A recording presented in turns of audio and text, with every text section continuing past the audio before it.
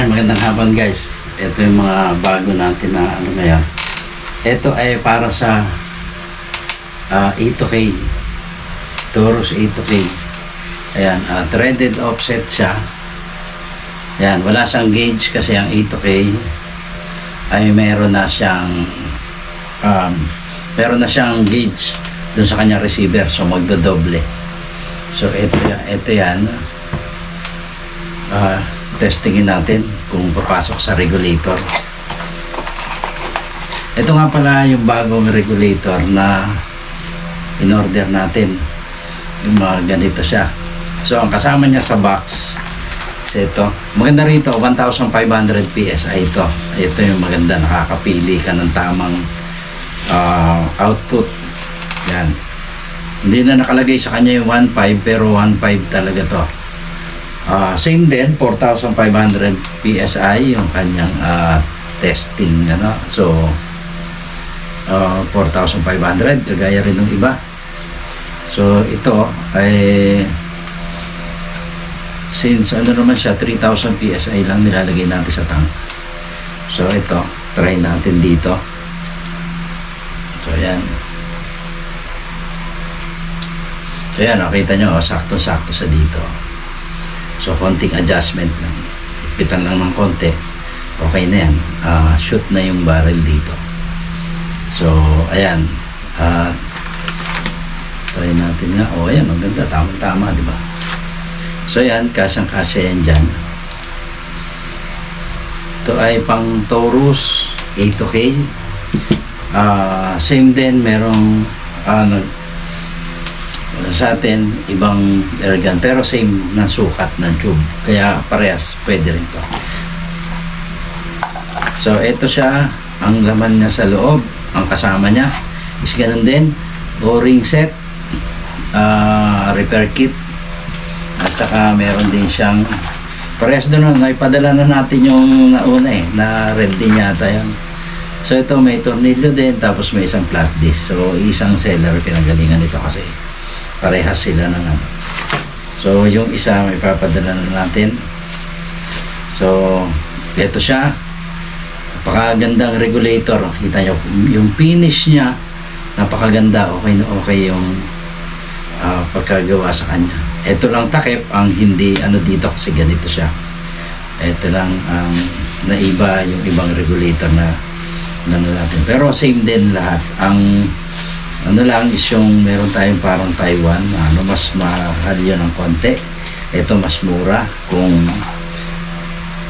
gusto mo ng ganito, ilalagay natin din yung ano yan sa description kung paano yan nabibili. Ito ka, kalimutan ko ito. So para sa A2K, ayan, ilalagay ko lang to, nakalimutan ko. Anyway, ikakabit na rin naman to doon sa isang pakita ko sa inyo, doon sa isang in-upgrade natin.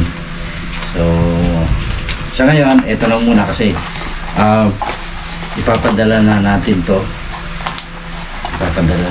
kaya i-vlog ko na sa inyo. Ito padadala na rin natin, try natin siya sa regulator kung ano magiging ano niya, tsura niya. Ipasok ko pa yung regulator. So dito, ayan. So di ba kasyang-kasya siya, ano? So yan. Konting balik lang. Yan. So yan, di ba? Yan. Para naman ito sa mini Predator or any na gusto nyong lagyan ng mas malaking tank. Kung hindi kasya, naka-shroud barrel kayo, hindi kasya yung tank, pwede nyong kabitan ng offset na ganito. Tamang-tama yan, nakadesign yan para sa 0.5 na tank.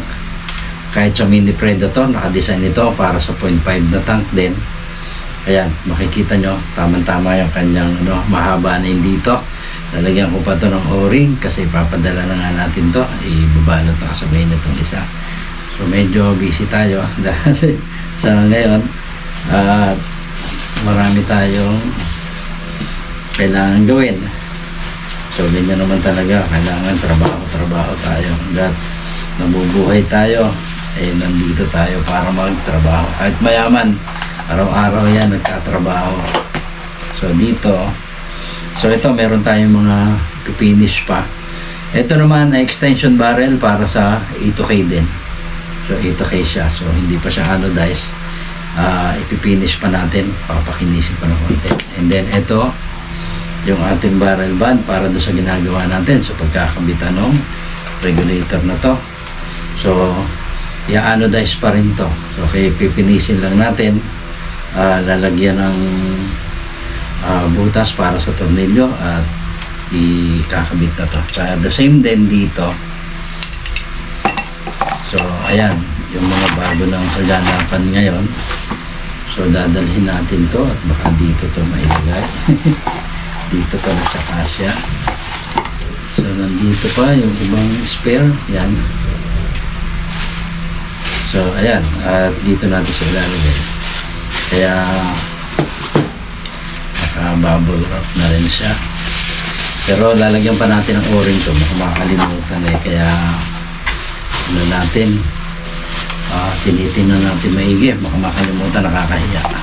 Anyway, alam naman nila na pag minsan talaga mayroong parte na nakakalimutan. Anyway, hanggang dito na lang po at maraming salamat ulit sa panonood. Kapag may mga kailangan kayong parts, spare parts para dun sa inyong mga laruan, huwag kayong mag-atubiling kontakin ako at nagagawa naman natin yan. At ayan, so hanggang dito na lang, maraming salamat po ulit, hanggang sa muli.